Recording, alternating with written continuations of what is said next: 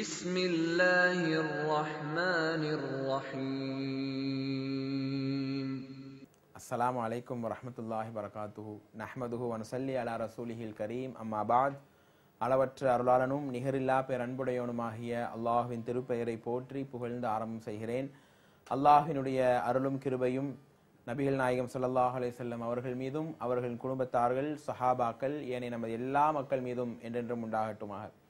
அன்பிற்கினிய சகோதரர்களே, தாய்மார்களே, நண்பர்களே, உறவினர்களே, அல்லாஹுடைய அருள்பெரும் கிருபையினால நம்முடைய அலிஃப் கம்யூனிகேஷன் வழங்கக்கூடிய இந்த ஒரு சஹர் நிகழ்ச்சி சிறப்பான முறையில் நிறைய மக்கள் பயனடையும் வகையில் அல்லாஹ் மாற்றி தந்திருக்கிறான். அல்லாஹுக்கே எல்லா புகழும். கடந்த 2 உரைகளில் மறுமையை நோக்கி ஒரு தொடர் பயணம் என்கிற ஒரு தலைப்பில் மரணத்தை நினைவு கூற வேண்டும், உயிர் கைப்பற்றப்படும் போது நடக்கக்கூடிய நிகழ்வுகளை தெரிஞ்சுக்கிட்டோம். உண்மையிலேயே இந்த மாதிரியான ஒரு தலைப்புகளை பேசும்போது மனிதர்களுக்கு ஒரு தாக்கம் ஏற்பட வேண்டும். நமக்கும் அந்த மரணம் நிகழும், நம்மையும் ஒரு நாள் கழுவி குளிப்பாட்டுவார்கள் அப்படிங்கிற அந்த ஒரு ஏக்கம். அந்த நேரத்தில் நம்மை இந்த மாதிரி கழுவுங்க அந்த மாதிரி கழுவுங்க, ரொம்ப நோவினப்படுத்தாதீங்க, எதுவுமே சொல்ல முடியாது அன்பர்களே. அப்படிப்பட்ட ஒரு நிகழ்வு தான் அந்த மன்னரை, அந்த மரணம் என்கிற ஒரு வாழ்க்கை. எனவேதான் மன்னரையினுடைய முழுமையான தகவல்களை இன்ஷா அல்லாஹ் இந்த ஒரு நாள் முழுவதும் நாம் பார்க்க இருக்கிறோம்.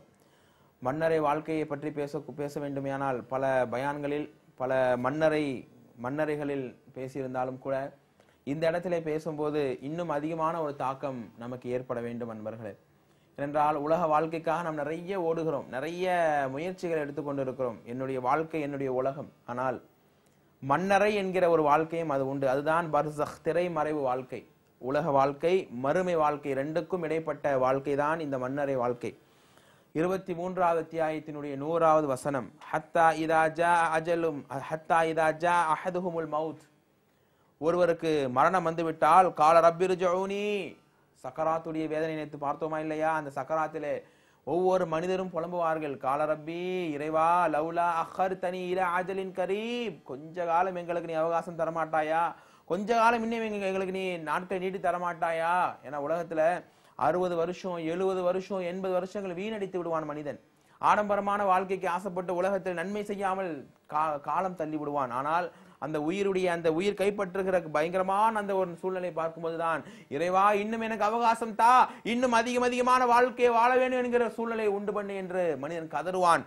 அப்படி அல்லாஹ் சொல்லுறான், கால ரப்பிர்ஜூனி லஅல்லி அஅமலு ஸாலிஹன் ஃபீமா தரக்து, இறைவா நான் செய்யாமல் விட்டேனே, தொழவில்லை, நோன்பு வைக்கவில்லை, குர்ஆன் ஓதவில்லை, ஹதீஸ்களை படிக்கவில்லை, பெருமானாருடைய சுன்னத்தின்படி நாங்கள் வாழவில்லையே அல்லாஹ், மீண்டும் எங்களுக்கு நீ அவகாசம் தருவாயா, வாய்ப்புகளை தருவாயா என்று அந்த அடியான் கடந்து தவித்து கேட்பான். கல்லா, அப்படி அல்ல, இன்னஹா கலிமத்துன் காயிலுஹா, அது அவனுடைய வெறும் வார்த்தையாகத்தான் இருக்கும்.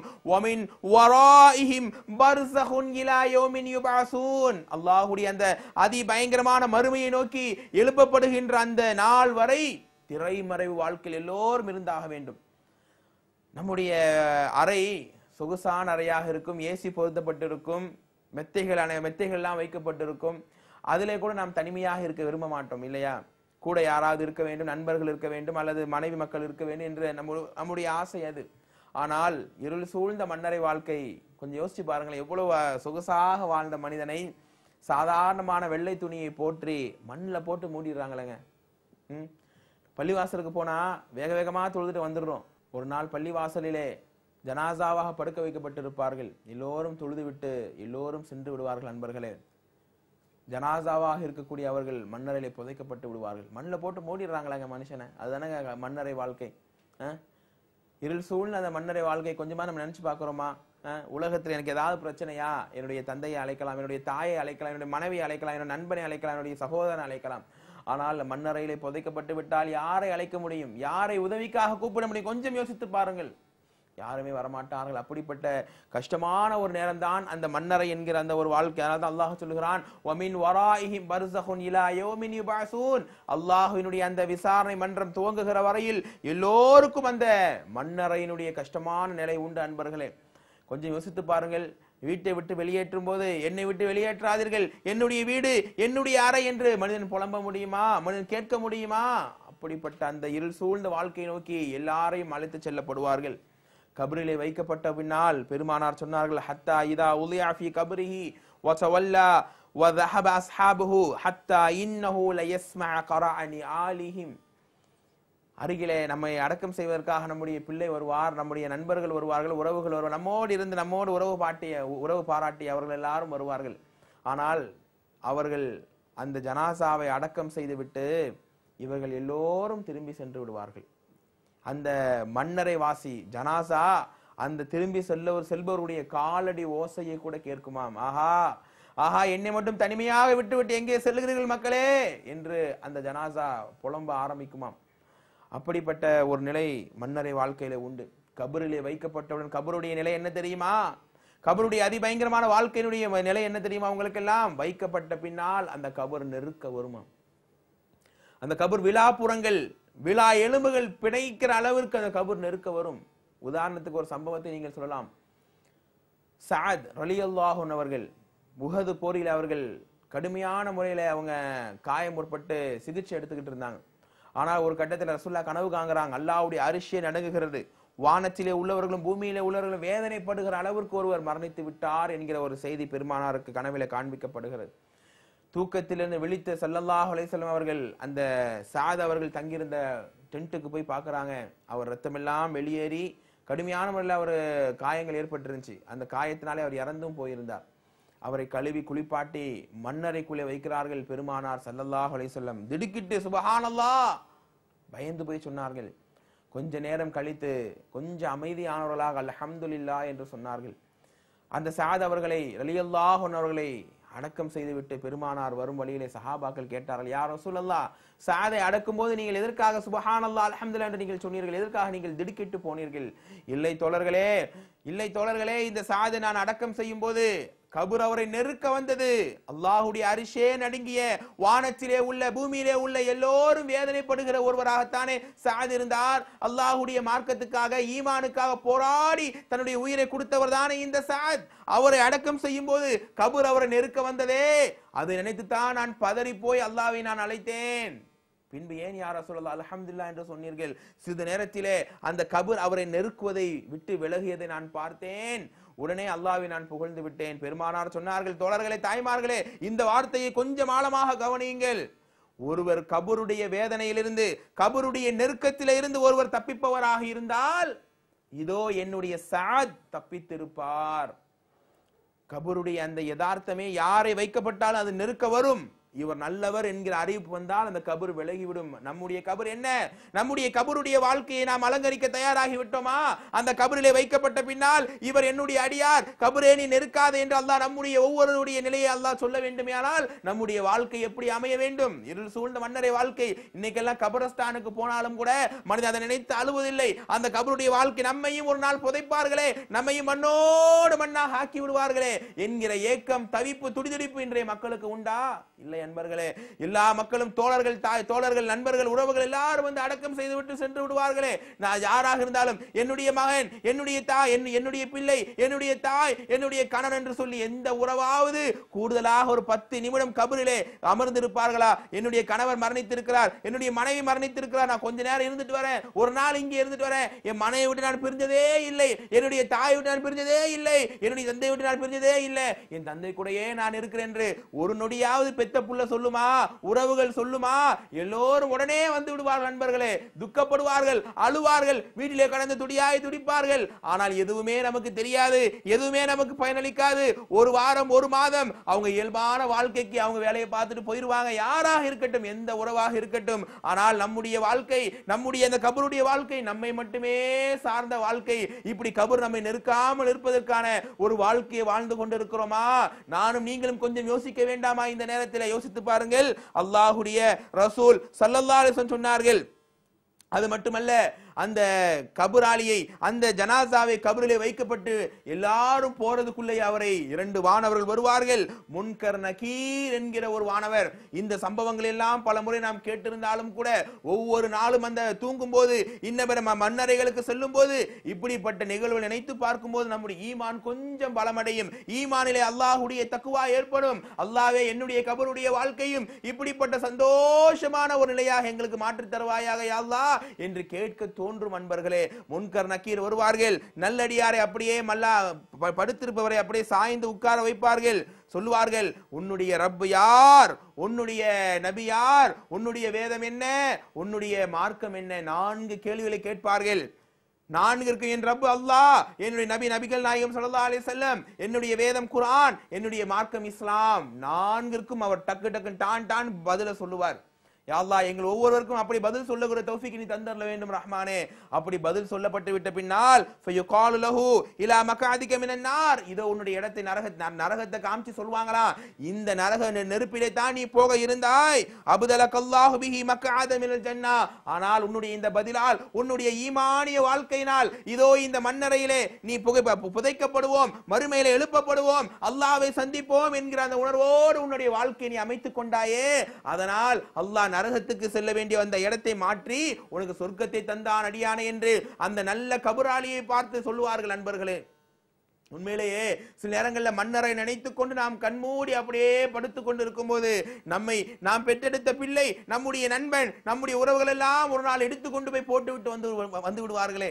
மீண்டும் நம்முடைய இல்லங்களுக்கு போக முடியுமா? அந்த கபராளி கேட்பார், இறைவா இறைவா, மீண்டும் என்னை உலகத்துக்கு அனுப்பியா அல்லாஹ், என்னுடைய தாய் அழுகிறாள், என்னுடைய மனைவி அழுகிறாள், என்னுடைய பிள்ளை அழுகிறது, என்னுடைய மகள் அழுகிறாள், நான் போய்விட்டு நல்ல மாதிரி கபர்ல இருக்கிறேன், இறைவா நான் உனக்காக வாழ்ந்ததுனால என்னை இப்படி நீ அழகா வச்சிருக்கிறேன், நான் போய் சொல்லிட்டு மட்டும் வந்துடுறேன், யா அல்லாஹ் கொஞ்சம் அவகாசம் தருவியா என்று அந்த நல்ல கபராளி கேட்பாராம். இல்லை இல்லை, இந்த கபூருக்கு வந்து விட்டால் மீண்டும் உலகத்திற்கு போக முடியாது, மீண்டும் உலகத்தினுடைய எந்த நிகழ்வும் உனக்கு ஏற்படாது என்று அல்லாஹ் எச்சரித்து விட்டு புது மாப்பிளை தூங்குவதை போல நீ தூங்கு அடியானே என்று அல்லாஹ் ரப்பல் ஆலமீன் சொல்லுவானாம். வானவருடைய அந்த அசரீர் ஏற்படுமாம். திருமீதியிலே 992வது ஹதீஸாக இதை நீங்கள் பார்க்கலாம்.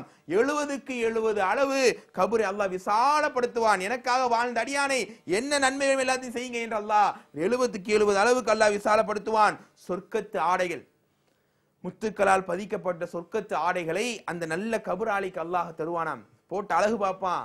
சொர்க்கத்தின் கதவை அல்லாஹ் திறந்து வைத்து சொர்க்கத்தினுடைய ஜொலிக்கக்கூடிய காற்று வீசிக்கொண்டே இருக்கும். யோசிச்சு பாருங்க, இப்படி எந்த நன்மைகள், எந்த இவ்வளவு கயிறுகள் பெறக்கூடிய தகுதி நம்ம ஒவ்வொருத்தருடைய வாழ்க்கையும் அமைஞ்சுக்கிட்டு இருக்குதா? யோசிச்சு பாருங்க அன்பர்களே. அது மட்டுமல்லாம சொர்க்கத்து விரிப்பிலே விரிக்கப்பட்டு அந்த அடியாரை படுக்க வைப்பார்கள். பூமியில நடக்கிறது ஒன்னும் தெரியாது அவருக்கு.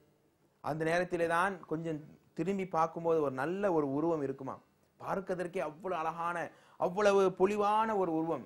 அந்த நல்ல கபராளி கேட்பார், அடியானே, மனிதனே நீ யார்?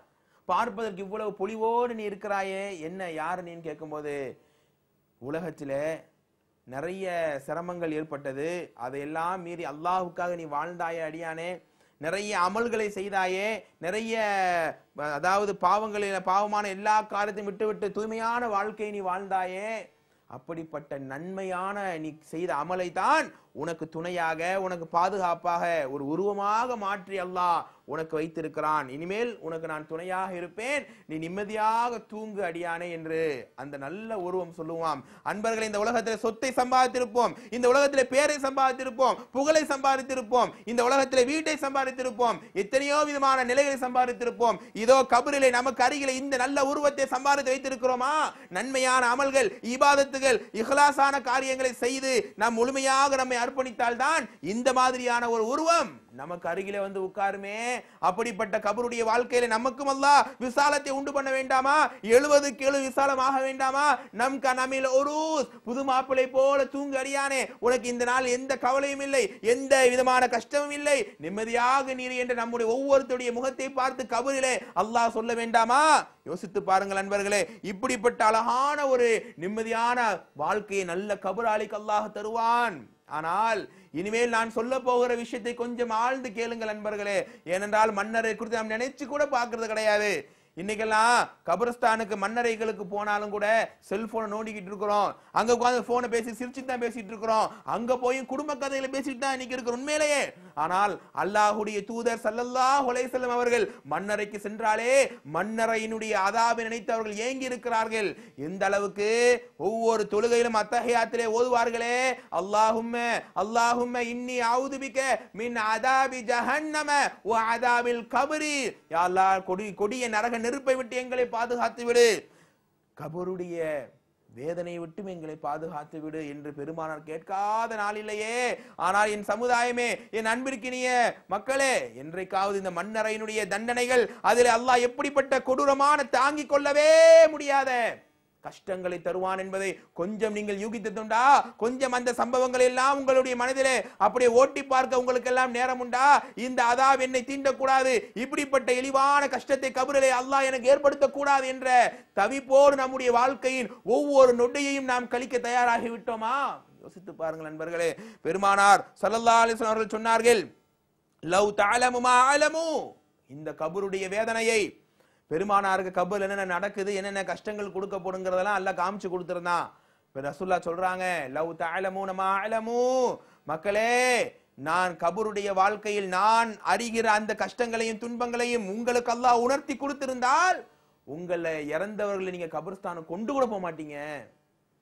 இதை விட ஒரு எச்சரிக்கையான வார்த்தை எப்படி சொல்ல முடியும்? அதிகமாக நீங்கள் அழுது கொண்டே இருப்பீர்கள், குறைவாகத்தான் சிரிப்பீர்கள்.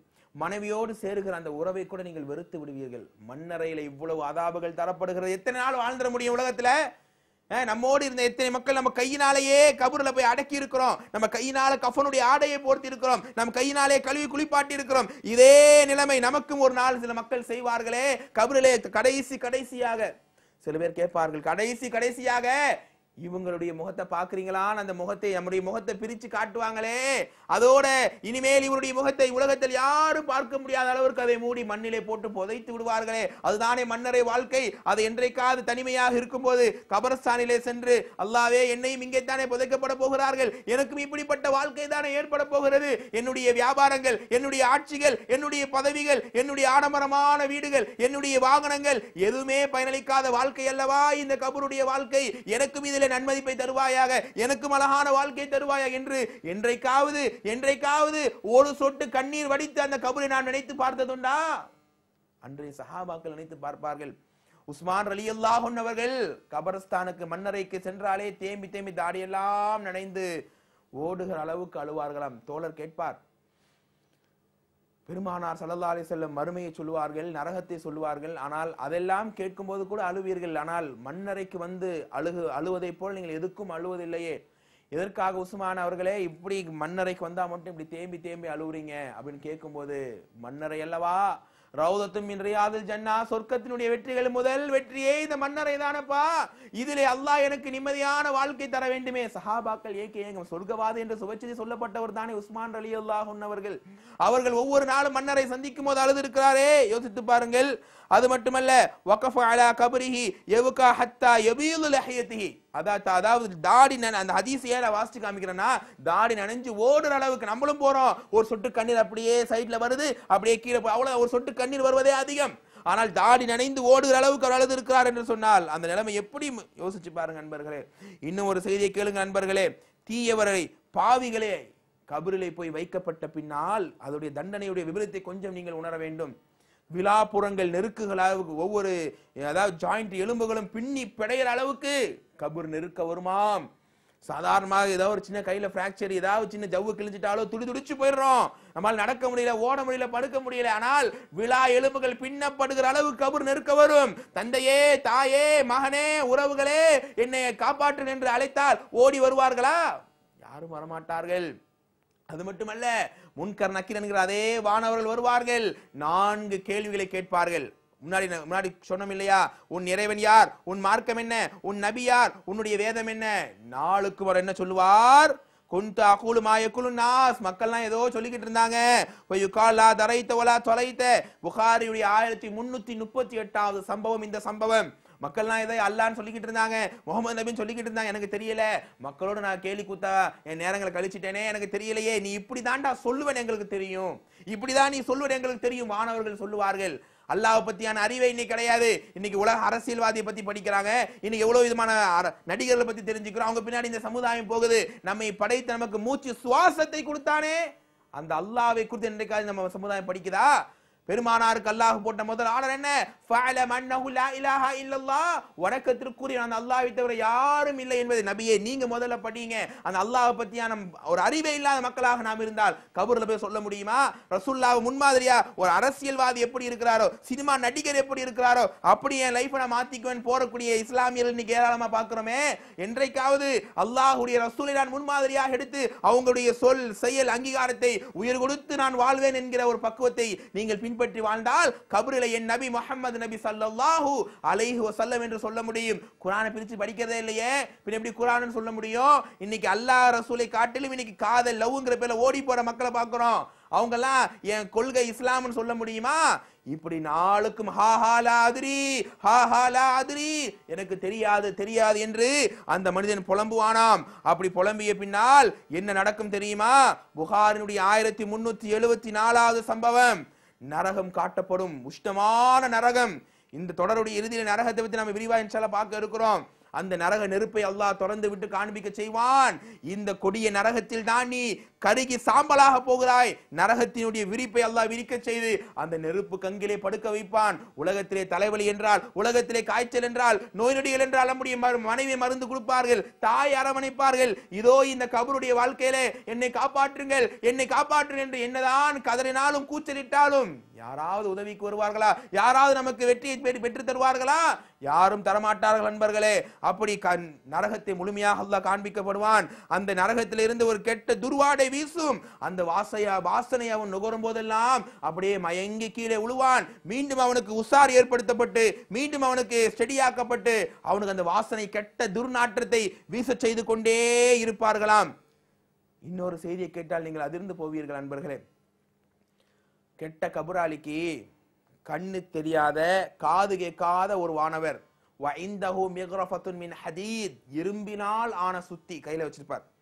கெட்ட பாவி அநியாயக்காரன், அல்லாஹ் பத்தி புரியாதவர், ரசூலுல்லாஹ்வை ஃபாலோ பண்ணாதவர்கள், எல்லா அசிங்கத்தையும் செய்து கபரிலே போய் வாழ்க்கையை துவங்கியவர்களுக்கு அந்த கண்ணு காது கேட்காத வானவர்கள் வருவார்கள். இரும்பு சுத்தி இருக்கும், அதை வச்சு பூமியில அடிச்சாலே பூமியை ரெண்டா பிளந்துரும். அந்த சுத்தி எடுத்துக்கிட்டு பூமியில வந்தா அந்த கெட்ட கபராளியுடைய தலையில ஓங்கி ஒரே அடி அடிப்பார். ஓங்கி ஒரே அடி அடிச்சதுக்கு அப்புறமா அவன் அந்த கெட்ட கபராளி கதறுவான். லர்பத்தன் பைன உதுனைஹி, காதுக்கு நடுவுல ஒரு அடி அடிப்பார். ஃபயுஸீஹு ஸைஹத்தன் யஸ்மௌஹா ஃபயஸ்அஹா இல்லா மின் ஸகலத்தைனி, மனித ஜின்களை தவிர அவன் கதறுகிற கதறல்களை எல்லா ஜீவராசியும் கேட்கிறது. தாங்க முடியுமா? என் அன்பிற்கினியவர்களே, சின்ன தூசி பட்டாலே துடிதுடித்து போய் விடுகிறோமே, தலையில ஏதாவது சின்ன வெயில் பட்டாலே மறைத்துக் கொள்கிறோமே, சின்னதா யாராவது ஏதாவது கல்லுகள் பட்டுருச்சுனாலே வேதனை அந்த நாள் ஃபுல்லா பதறுகிறோமே. தலையில ஓங்கி அடிக்கப்பட்டால் அந்த ஒரு கொடூர காட்சி அந்த வானவர் பார்க்க கூடாதுங்கிறதுக்காகத்தான் கண்ணை அல்லாஹ் பிடிங்கிட்டான். அவர் கத்துறதை கேட்க கூடாதுங்கிறதுக்காக அல்லாஹ் காதை எடுத்துட்டான். அதை அவர் பார்த்திருந்தாலோ கேட்டிருந்தாலோ இன்னொரு அடுத்த அடி அடிக்க மாட்டாரு. இது ஒரு தடவை அல்ல, ஒரு தடவை அடிக்கப்படும், மீண்டும் தலை சரியாகிவிடும், மீண்டும் அடிக்கப்படுமா நண்பர்களே. இப்னு மாஜாவிலே ஒரு செய்தி வருகிறது, 99 விஷம் கக்குகிற பாம்பை கெட்ட கபராளினுடைய அந்த கபரில் அல்லாஹ் சாட்டுவானாம். சின்ன ஒரு பாம்பு உள்ள வந்தாலே துடிதுடிச்சு வெளில ஓடிடுறோமே, விஷம் கக்கக்கூடிய அந்த பாம்பு மேனியிலே சுருண்டு பிறண்டு போய் அதை கொத்தி கொத்தி அல்லாஹ்வுக்கு பயப்படாதவனை அநியாயக்காரன் என்று சொன்னால் அது எப்படி இருக்கும் யோசித்து பாருங்கள் நண்பர்களே. கொஞ்சம் இந்த வேதனைகள் விழா எலும்புகள் பின்னப்பட்டு கொண்டிருக்கும், நரக காற்று வீசி கொண்டிருக்கும், இன்னும் தலையில சுத்தியால அடிச்சுக்கிட்டு இருப்பாங்க, பாம்பு ஒரு பக்கம் சுத்திக்கிட்டு இருக்கும், இன்னொரு பக்கம் பார்த்தா ஒரு கெட்ட அழுவி போன உருவம் உட்கார்ந்து இருக்கும். யாரா நீ, என்னடா என் பக்கம் வந்து உட்கார்ந்து இருக்கிற என்று அந்த கெட்ட கபராளி கேட்பான். என்னையா யாருன்னு கேட்கிற? உலகத்துல வாழும்போது அசிங்கத்தையும் ஆபாசத்தையும் அருவருப்பையும் மானக்கேடானதையும் இழிவானதையும் விரும்பி விரும்பி விரும்பி போய் செய்தாயே, அந்த நீ செய்த கெட்ட துர்வாடையான காரியத்தை தான் உனக்கு நோவினை தருவதற்காக ஒரு உருவமாக அல்லாஹ் எனக்கு ஆக்கி இருக்கிறான்.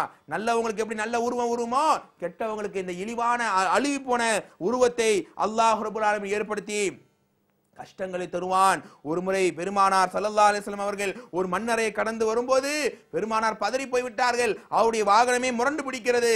இதோ இந்த இடத்திலே 2 மன்னரைவாசிகள் நோவினைப்படுத்தப்படுகிறார்கள். ஒமாயு அத்தபானி ஃபி கபீர், பெரிய பாவங்களுக்காக நோவினை ஆக்கப்படவில்லை. ஒரு ஈரமான குச்சி எடுத்து 2ஆக உடைத்து அந்த 2 கபரிலும் நட்டி வைத்தார்கள். இந்த குச்சியினுடைய ஈரம் காய்கிற வரையிலாவது இந்த மன்னரைவாசிகள் கொஞ்சம் நோவினை இல்லாமல்ல பாதுகாக்கட்டுமே. என்ன செய்தார்கள் அவர்கள்?